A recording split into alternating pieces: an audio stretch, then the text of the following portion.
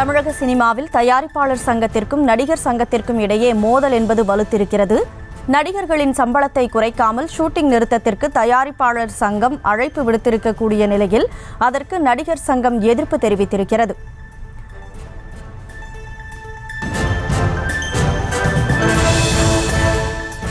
தயாரிப்பாளர் சங்கத்திற்கும் நடிகர் சங்கத்திற்குமான மோதல் என்பது வலுத்திருக்கக்கூடிய சூழலில் தற்போது களத்திலிருந்து தகவல்களை தருவதற்காக நமது செய்தியாளர் சிவபிரகாஷ் இணைப்பில் இருக்கிறார்.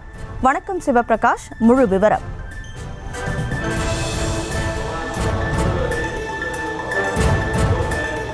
வணக்கம் கனிமொழி. நீங்கள் குறிப்பிட்டது போலவே தமிழ் திரைப்பட தயாரிப்பாளர் சங்கத்திற்கும் தென்னிந்திய நடிகர் சங்கத்திற்குமான ஒரு மோதலானது தற்போது உச்சகட்டத்தை அடைந்திருக்கின்றது. இதன் காரணமாக தற்போது அடுத்தடுத்த நடவடிக்கைகள் குறித்து ஆலோசிப்பதற்காக தற்போது தமிழ் திரைப்பட தயாரிப்பாளர் சங்கத்தின் நிர்வாகிகள் இங்கே ஆயிரம் விளக்கு பகுதியில் இருக்கக்கூடிய சங்க அலுவலகத்தில் தற்போது அவர்கள் ஒன்று கூடி அவசர ஆலோசனையை மேற்கொண்டு வருகின்றனர். இந்த ஆலோசனையில் தமிழ் திரைப்பட தயாரிப்பாளர் சங்க தலைவரான தேனாண்டாள் முரளி மற்றும் அதன் நிர்வாகிகள் அனைவரும் தற்போது இந்த ஆலோசனை கூட்டத்தில் கலந்து கொண்டு அடுத்த கட்ட நடவடிக்கை என்னவாக இருக்கப் போகிறது என்பது குறித்து ஆலோசித்து வருகின்றனர். தற்போது வரையிலும் பார்த்தால் தயாரிப்பாளர் சங்கமானது வேலை நிறுத்தம் என்ற ஒரு அறிவிப்பை வெளியிட்டு நடிகர்களின் சம்பள குறைப்பு என்ற ஒரு விஷயத்தையும் முன்வைத்தது. இதற்காக விநியோகஸ்தர்கள் சங்கம், அதேபோல திரையரங்க உரிமையாளர் சங்கம் ஆகிய அனைவரும் அனைத்து சங்கங்களின் பிரதிநிதிகளும் சேர்ந்து ஒரு ஜாயிண்ட் ஆக்ஷன் கமிட்டியானது அறிவிக்கப்பட்டிருந்தது. அதன் மூலம் நடிகர்கள் சம்பளத்தை குறைத்துவிட்டு அதன் பிறகுதான் ஷூட்டிங் செல்வோம், அதற்கு முன்பு நவம்பர் மாதம் முதல் ஷூட்டிங் ஆனது நிறுத்தப்படும் என்று அறிவிக்கப்பட்டிருந்தது.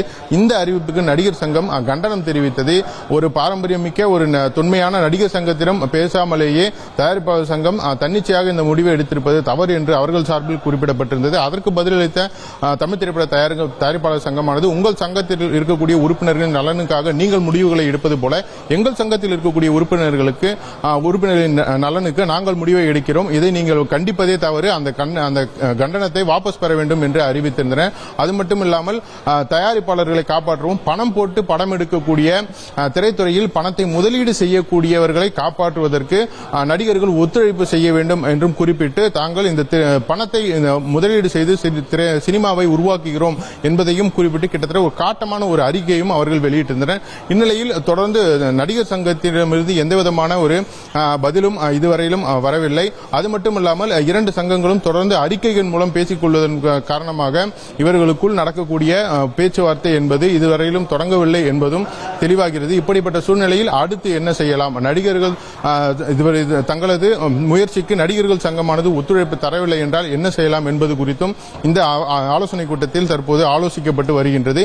ஏற்கனவே நாம் குறிப்பிட்டிருந்தது போல நடிகர்கள் எவ்வளவு சம்பளம் வாங்குகிறார்கள், அவர்கள் அந்த திரைப்படத்திற்காக எவ்வளவு பணிபுரிகிறார்கள், அந்த நடித்து முடித்துக் கொடுத்த பிறகு ஒரு படத்தை கொண்டு செல்வதற்கு தயாரிப்பாளர் எவ்வளவு கஷ்டப்படுகிறார் என்பது குறித்து ஒரு விளக்கமான அறிக்கையையும் தயார் செய்து தமிழ் திரைப்பட தயாரிப்பாளர் சங்கமானது வைத்திருக்கின்றது. ஒருவேளை நடிகர்கள் சங்கம் அவர்களுக்கு இந்த வேலை நிறுத்தத்துக்கு ஒத்துழைப்பு அளிக்காத ஒரு சூழ்நிலையில் அந்த அறிக்கையை வெளியிடுவார்களா என்பதும் இந்த ஆலோசனை கூட்டத்தில் ஆலோசிக்கப்பட்டு வருகிறது.